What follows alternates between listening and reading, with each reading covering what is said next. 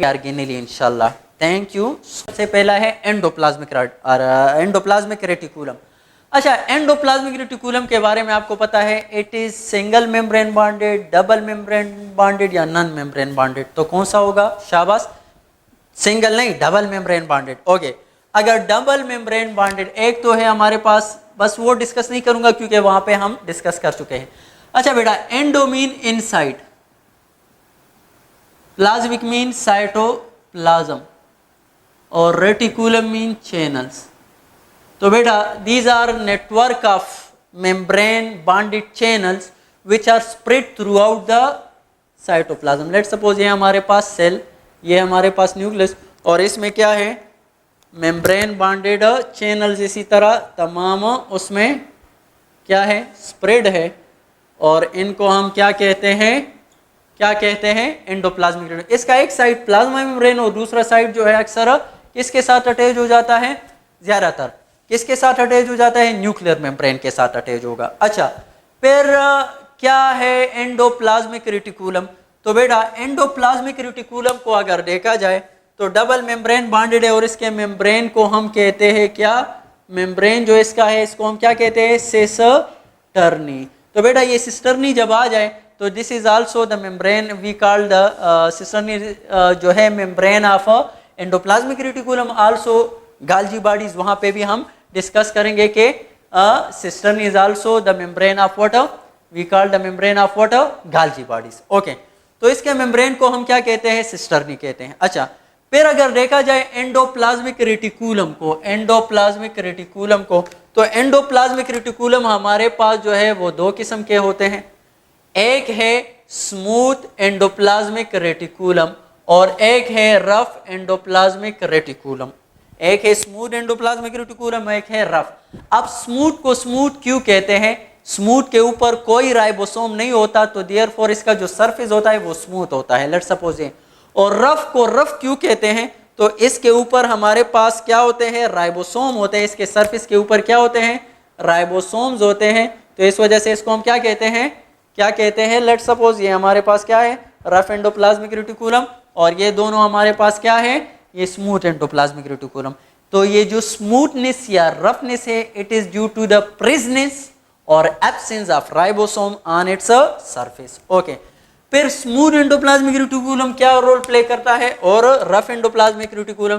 तो चूंकि rough endoplasmic reticulum के ऊपर राइबोसोम होते हैं, तो इसीलिए it help in protein synthesis.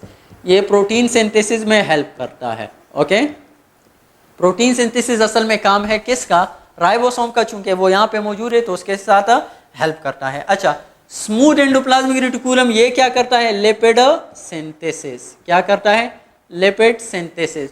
दूसरा इसका रोल क्या है? नर्व ट्रांसमिशन में भी ये रोल प्ले करता है। ये जरा मैं अलग लिख दूं, smooth endoplasmic reticulum.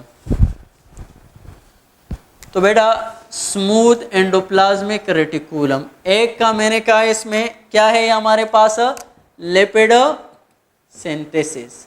Lipid synthesis ज्यादातर कहाँ पे होती है? स्मूथ एंडोप्लाज्मिक रेटिकुलम में होती है। अच्छा, दूसरा बेटा स्मूथ एंडोप्लाज्मिक रेटिकुलम जो है ये ट्रांसमिशन ऑफ नर्व इम्पल्स, उसमें भी इसका क्या है? रोल है। और दूसरा जो है मसल कंट्रैक्शन में भी इसका रोल है। मसल कंट्रैक्शन में भी इसका रोल है। क्यों? तो इन दोनों को मैं लिंक कर देता हूँ, इन दोनों पॉइंट को लिंक कर देता हूँ। कैसे? तो बेटा इंशाल्लाह मसल जब हम पढ़ेंगे, मसल्स, तो बेटा मसल में क्या होता है? मसल में ऐसा है कि उनमें हमारे पास एक एंडोप्लाज्मिक रेटिकुलम होता है जिसको हम कहते हैं क्या? स्मूथ एंडोप्लाज्मिक रेटिकुलम, लेकिन इसको हम सार्कोप्लाज्मिक रेटिकुलम कहते हैं। क्या? सार्कोप्लाज्मिक रेटिकुलम कहते हैं। और ये सार्कोप्लाज्मिक रेटिकुलम जो है यहाँ से क्या करता है? सार्कोप्लाज्मिक रेटिकुलम एसोसिएट होता है टी ट्यूब्यूल के साथ, तो उसके साथ नर्व्स जो इम्पल्स होता है उसको ले आता है सेल के अंदर, और जब वो आ जाता है तो फिर ये sarcoplasmic reticulum calcium ion release करता है, और calcium ion is necessary for muscle contraction. So that's why इंशाल्लाह फिर सेकंड ईयर में वहाँ पे डिस्कस करेंगे। तो आपको याद हो कि sarcoplasmic reticulum is a type of what, smooth endoplasmic reticulum, और ये कैल्शियम रिलीज करता है during a muscle contraction. Muscle contraction में कैल्शियम का रोल है। अच्छा, दूसरा बेटा, चूंकि the movement of material inside the cell from one place to another place, ये भी कौन करता है, यही एंडोप्लाज्मिक रेटिकुलम करता है। तो लेट सपोज ये हमारे पास क्या सेल है, और सेल में चूंकि ये चैनल्स है सारे, तो बेटा लेट सपोज क्या हो गया, एक चीज़ यहाँ पे तैयार हो गई और उसको वहाँ पे ट्रांसफ़र करना है, तो चूंकि ये रोड के मानंद है, तो ये जो है मूवमेंट में मदद देते हैं। या न्यूक्लियस में एक स्ट्रक्चर चीज़ तैयार होगी, उसको बाहर आना है, अंदर आना है, तो इन सब का भी मूवमेंट कौन करता है, मूवमेंट स्मूथ एंडोप्लाज्मिक रेटिकुलम। तो movement of material inside the cell, inside the cell from one place to another place, एक जगह से लेकिन सेल के अंदर, from one place to another place, ये भी कौन करता है, ये भी स्मूथ एंडोप्लाज्मिक रेटिकुलम। अच्छा, चूंकि ये सारे सेल में डिस्पर्स होते हैं, तो बेटा थोड़ा रोल इसका क्या है, give strength to the cell and also maintain shape, shape and strength में भी इसका क्या है, रोल है। सही है। So these all are the function of what, endoplasmic reticulum. Clear, done. Okay बेटा, तो एंडोप्लाज्मिक रेटिकुलम हमारे पास डबल मेम्ब्रेन बॉन्डेड ऑर्गेनेली है। ये जो है क्या करता है, प्रोटीन सिंथेसिस करता है, लिपिड सिंथेसिस में भी इसका रोल है। तो चलो ऑल आर एमसीक्यूज लिख दूं, all are the functions of what, endoplasmic reticulum except, okay A में लिख दूं प्रोटीन सिंथेसिस। प्रोटीन सिंथेसिस में इसका रोल है, मैं लिख देता हूं रोल इन प्रोटीन सिंथेसिस। सही है।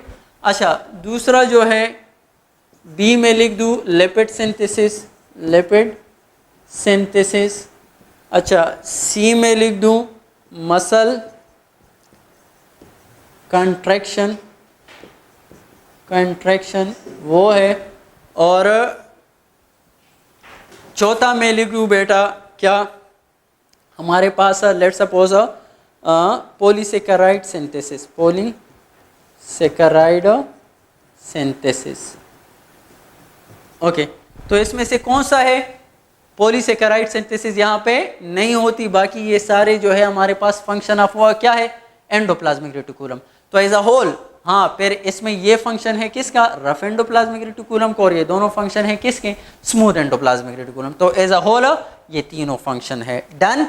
ओके, नेक्स्ट जो है एंडोप्लाज्मिक रेटिकुलम, हमारे पास जो है डबल मेम्ब्रेन बॉन्डेड ऑर्गेनेल, ये हो गया। नेक्स्ट एंडोप्लाज्मिक रेटिकुलम के बाद हम डिस्कस करेंगे राइबोसोम्स को। ओके बेटा, जब भी राइबोसोम्स आ जाए तो चंद बातें आपने याद रखनी है।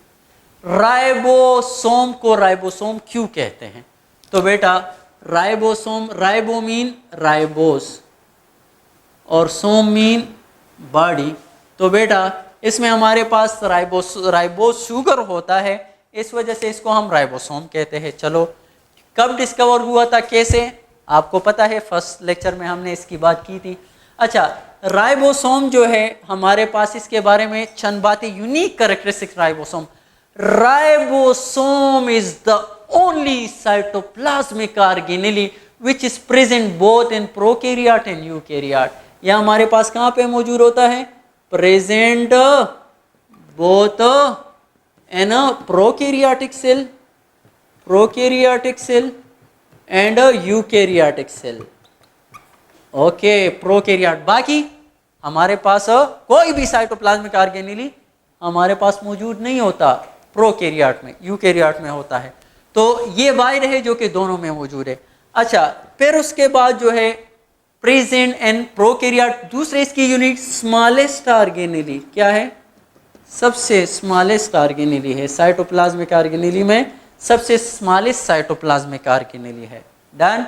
तो राइबोसोम हमारे पास, राइबोस बॉडी, सही, स्मॉलेस्ट ऑर्गेनेली है, present both in prokaryote and eukaryotic cell. Okay, फिर राइबोसोम क्या है, किससे बना है, फंक्शन इसका क्या है, this all will be discuss इंशाल्लाह in the next lecture. Thank you so much.